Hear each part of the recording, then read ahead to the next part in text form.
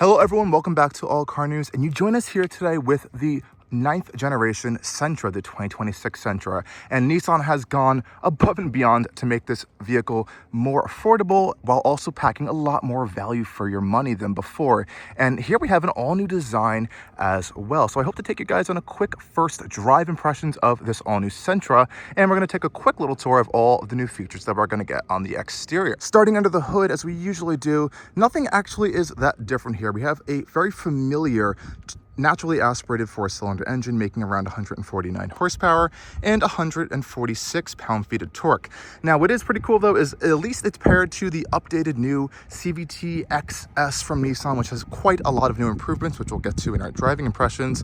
But I would have liked to see some sort of hybridization, or maybe even throw in the VC turbo 3-cylinder that we find in the Nissan Rogue. Hopefully we'll see something like that come down the road, as this is an all-new generation. But for now, this is your only engine option on the 2026 Nissan Sentra. And speaking of fuel economy, no official numbers are out just yet, so we'll have to stay tuned for those. But I think this is one of the main things that's keeping this vehicle all under $30,000 with every single trim, which is pretty cool before any options. So that's probably one aspect here that you might want to consider in the Nissan Sentra. And looking up front here in this SR grade trim, I think this is one of the best new trims you can get in the updated Sentra. We can see we have a really bold new, what they're calling digitized V-Motion grille. I think it looks quite sleek and incredibly bold, but if this isn't for you, you can go straight to the SL trim or one of the other trims, which is going to have a more body-colored-esque front end design and a little bit more of a tamer look. But I am really digging these new full LED headlights here with these wider projector beams for a better visibility, and these new signature daytime running lights that you do get on the SR and SL grades of the all-new Sentra. Lower grade trims do get a little bit of a silver piece there, and you can see we have our Nissan badge, which has that really cool new white etching around it, and of course our SR badge right there. And this Atlantic gray paint finish, I think, is a nice sleek color. Not the boldest option you can get on the Sentra, but thankfully the SR gray trim unlocks so many color options for you to choose from. And as I also mentioned, we have these really sleek new wheel designs here that are also exclusive to this SR gray trim. A little bit of machining around them for a little bit more of a sportier look. This one is rocking Hankook tires on particular one, but depending on the trim, you will actually get a different tire. This one's a little bit more tuned for sportiness, though not my personal tire of choice on this particular Nissan Sentra. Quick look out back, we can see we have an all new design, and Nissan says this is a little bit more of a fastback-esque. It gives it a little bit more of a sleeker look. Now we have around 6% improved body rigidity underneath this skin and improved NVH, and all of the body sculptures has actually been improved for aerodynamics. So hopefully when the official EPA numbers come out for MPG, we'll see a little bit of an improvement over the previous generation. But out back here, I really like this new almost full light bar design that Nissan's doing on the Sentra. On this particular SR grade trim, I believe they're a little bit more smoked out than some other trims, giving it a little bit more of a sporty appearance here. And we have a little bit of this cool gloss black rear deck lid spoiler, which adds a little bit of a sporty flair to this vehicle. And coming down below, we have a gloss black lower bumper applique. But this is a cool little design here, as we have this kind of faux diffuser-esque shape and one gigantic singular exhaust port back here for our four-cylinder engine. Hopefully, maybe down the road, we'll see a Nismo version. I think that would be a really cool touch, potentially with 2 exhaust ports. One major change actually of the Sentra actually is in this trunk space over here. So what Nissan has done is they've made this load floor incredibly low. So when you are loading in larger objects into the back of the Sentra, it makes it a much easier task. Also back here, it's so big, you can actually fit a 55-inch television in here in its box, and it fits perfectly fine. And as you can see back here, we have some pulls to pull down our second row seats, and that's going to reveal a pretty large cargo space capability in the Sentra. So honestly, at this rate, you may not even need to upgrade to a Nissan Kicks. Let's do a quick check to see if we have a spare tire in here. Doesn't look like we do, but you're also going to find back here our 10-inch subwoofer as part of our upgraded Bose audio system, which is also a really fun touch. Now, having a quick look at the rear seats, we have a pretty wide door opening angle, which I think is a nice touch here and makes getting in and out pretty easy. Let's see how comfortable these rear seats are, which is now 0 gravity seats on all 4 seats. So all 4 passengers in this vehicle will have a nice, comfortable 0 gravity Nissan experience, except for this middle seat here, which is just gonna have to deal with a regular seat. But let's hop inside and quickly see what it's like back here. Again, getting in and out is pretty simple. We don't seem to have any sort of storage behind this front seat or even the passenger seat, actually. Apologies for all the gear here. Let's close up the door, have a quick sound of the door thunk. Pretty solid, but I do like off the bat that we have a lot of different materials over here. So we have soft touch materials down here for our arms, which is nice, even though up here is harder plastics, but that is what you're going to expect in an entry-level base vehicle that's meant to be cheap. It's meant to be like this, and I'm glad that they have some sort of design on here, so it's not incredibly just bland. What is really great though is I have so much room in this Sentra. It is actually crazy how big it is in here. It's probably a lot more legroom than you're going to see in some other competition, especially from the Mazda 3. That car is really tiny. This has so much foot space. This is behind my driving position. I'm 6 feet tall, lots of knee space. Again, the seats are actually quite comfortable over here as well. You have a cup holder built into the doors, a little storage cubby here, and in the center console area over here, we can fold this down. We got 2 cup holders. Really, again, pretty nice space in here. We're also going to find some lighting up here as well, and you can see the seat design. You have this cool kind of orange backed perforation over here, as well as some unique stitching in this SR grade trim, which is pretty nice. Again, really comfortable back here, and also my headroom is pretty impressive. So again, as a 6 foot tall adult, I have a crazy amount of headroom here. So yeah, this might have a more fastback style roofline, but I don't feel my head hitting any part of this roof, which is really nice. And I have a full big headrest back here, which is also pretty comfortable, so I can lay back and relax and still not hit my head on the roof, which is pretty impressive here. Getting out of the rear of the Sentra, again, pretty easy thanks to how large the door opening is. We'll have a quick look at this front interior space before we go head out on a drive. Again, nice stuff going on the door panels here. We'll hop inside in just a second, but we have these really nice seats up front here. Again, zero gravity seats. We have a unique kind of trim piece over here for this SR grade, which is really nice. And the driver does get power adjustment, which is also a fun touch, but only the driver is getting that feature. Again, getting inside is quite easy. Lots of space here. This is actually one of the most spacious front cabins you're going to get in this class, with I believe around 44 inches of front legroom. And I like on the door panel over here, we're getting a little Sentra badge here, fun little Easter egg, and a lot more soft touch materials in the upper portion, so your arm isn't going to be hitting any hard plastic. Nice squishy lower portion over here with some stitching. Let's close up the door. We also have our Bose speaker there. Again, pretty solid. And we have an all-new steering wheel design, as you're going to see up front. This is lifted, looks like straight out of the Nissan Ariya, though with some different button controls here, a little bit less control than you're normally going to get. But a lot of this is what we've seen in newer Nissan products, which I think is fantastic. This car and newer Nissans have a lot of great technology. We have colossal new displays here. We can pop it on real quick for you guys. A startup chime. Nissan comes to life here.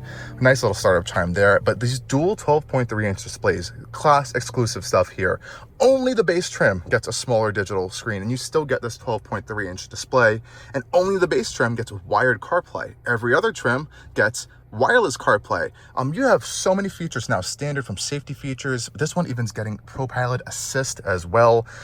This new Sentra is a value-packed monster now. We even are getting colored ambient lighting in this particular one, which you can get on the SR and the SL trims, which I think looks cool, even on the dash portion over here. Apologies for the lighting today. It is quite bright. We are in Phoenix, Arizona.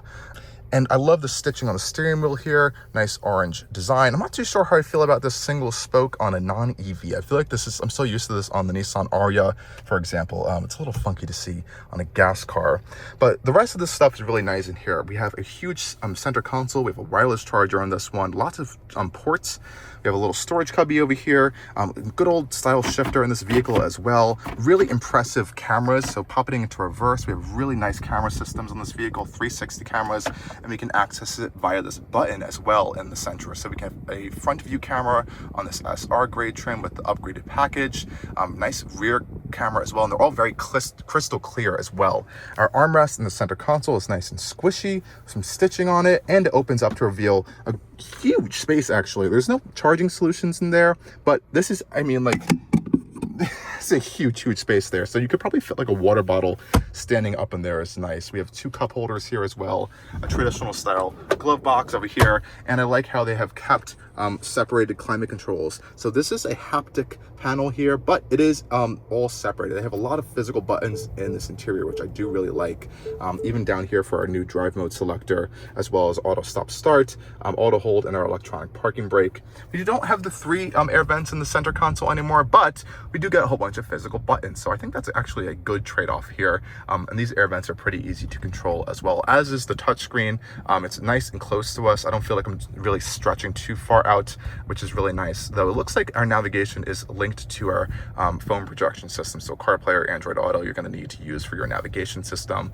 I think that's fine. It works pretty easily. And you do have another panel in here for your climate controls if you don't want to use your physical buttons. But I'm glad that we have even some redundancy there.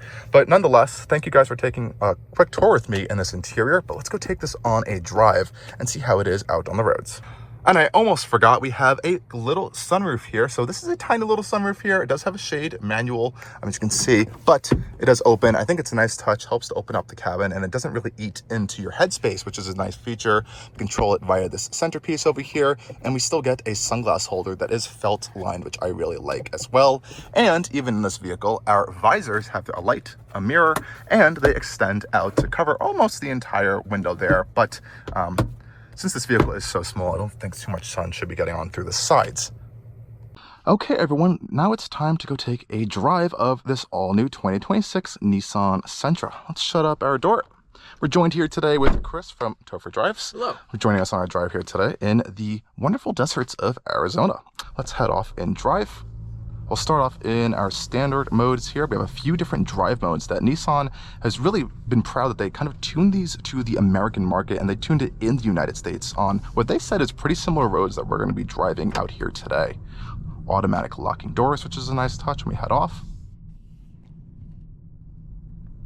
And off the bat, as you can see this gorgeous lake here in the desert, we have lots of visibility in the Sentra. So these A-pillars are pretty much in a good position here, that they're not really blocking a lot of my blind spot views on the side. Pretty good views out of our side view mirrors here. Brakes coming on a downhill to a stop are quite smooth, nothing too grabby, nothing to complain about.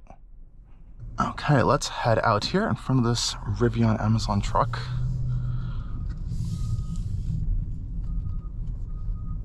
Oh gosh. Into an active construction Straight into an active construction zone. But that gives us a quick little chance to see the auto stop start system, which I barely even noticed it turned off actually. It did seem to dim the AC just a little bit. Yeah. I wonder how long that would actually last, since there's no kind of 48 volts or any sort of mild hybrid system on this. But it is a pretty smooth operation. So if you're someone who hates auto stop start, you have a button down here to turn it off, but it's actually really smooth. A lot of vehicles, even in this class, or some of them, still have a really rough auto stop start operation. So we'll pop it into sport mode here, and Nissan has said that this sport mode actually is making changes to the throttle mapping, as well as the CVT and our steering here, which is a nice touch. Quick acceleration for y'all.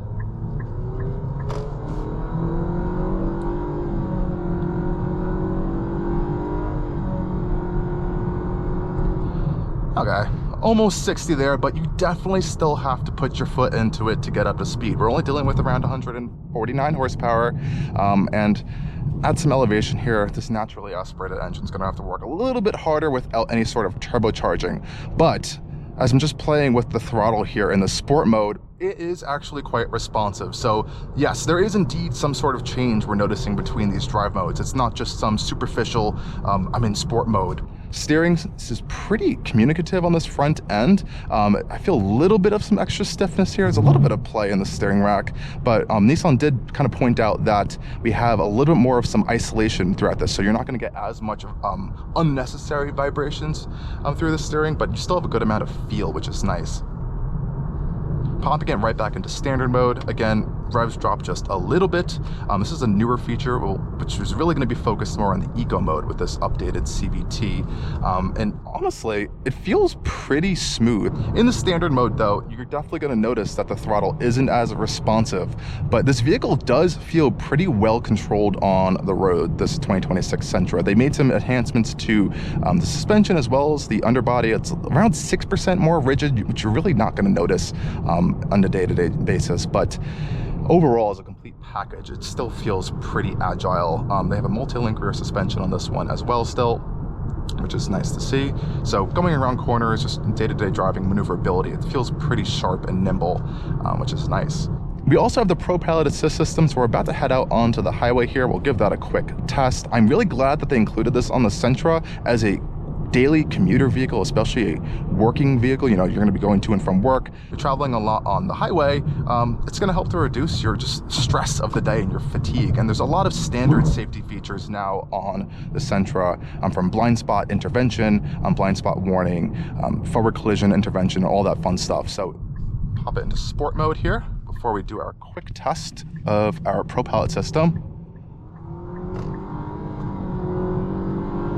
This is foot to the floor, guys, and we're at 60 right there. So if you have a little bit of a larger on-ramp, you'll be more confident in getting up to speed.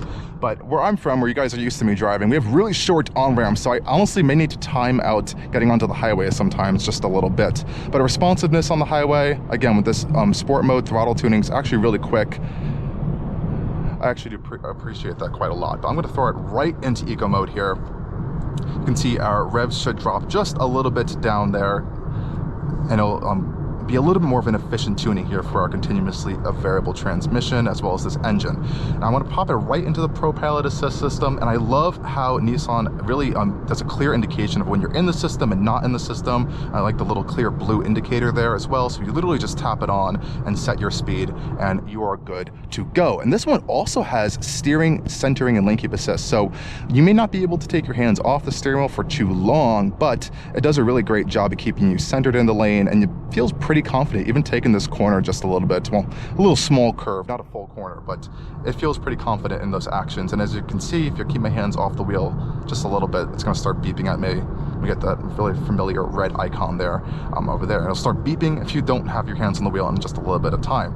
So everyone, we did get a test to see what this all-new Sentra is like out on the highway. Now let's go take a quick look at how it is on, I think, more familiar roads that we're going to even see what this car is going to do really good at is daily driving around the town. So we'll pop it into eco mode. I think will be an interesting mode to test out here because we're going to get a little bit more of a softer throttle response around town scenario. Now I did mention on the highway that we were on, at least the portions that we filmed, was a little bit more on the smoother end, but we have a little bit more of some bumps in the road, so we'll kind of test out how the suspension is in terms of comfort. So going over some manhole covers over here, a little bit of some bumps make it in, but I still think the damping is pretty good on this vehicle.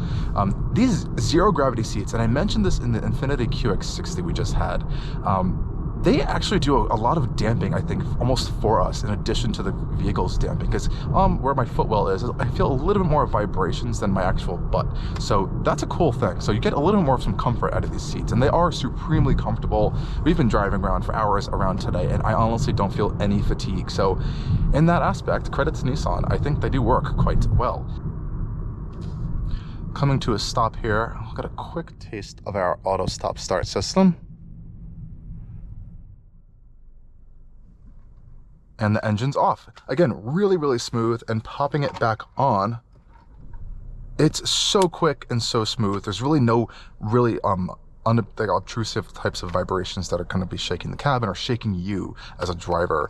So that's really nice as well, especially in day-to-day driving. And I think we did notice on earlier of our drives, if you do want to use these cameras, you do have to be below around 5 miles per hour. Some vehicles these days, particularly an SUV or some of these off-roaders, they even let you drive around with cameras on these days, which may not be the safest thing on the planet, but I guess if you're on an off-road scenario for those types of cars, it makes a little bit of sense. I love it for high-speed off-roading. Oh yeah, you just see the dirt being kicked up around you. So good job, Nissan. Good first driving impressions. As again, this is a prototype. I do have to call that out. So we've had a little bit of some quality issues up there. It has not fallen off for me. 4 times for me. Had a little bit more luck, but other than that, it's actually been quite issue-ish free, which is nice to see. No rattles. No rattles. It's pretty solid built interior. The materials are really well sorted out, even on a prototype. So that's good to see. So this will be hitting the markets later this year, so before 2026, which is nice to see. So definitely keep an eye out for those. And pricing-wise, as I mentioned, is starting around 22 grand before destination. And as always, guys, thank you for joining us over here on Allcarnews. Make sure to like, subscribe, and follow for more. And definitely, of course, thank you, Chris, for joining us on this drive as well. Yes.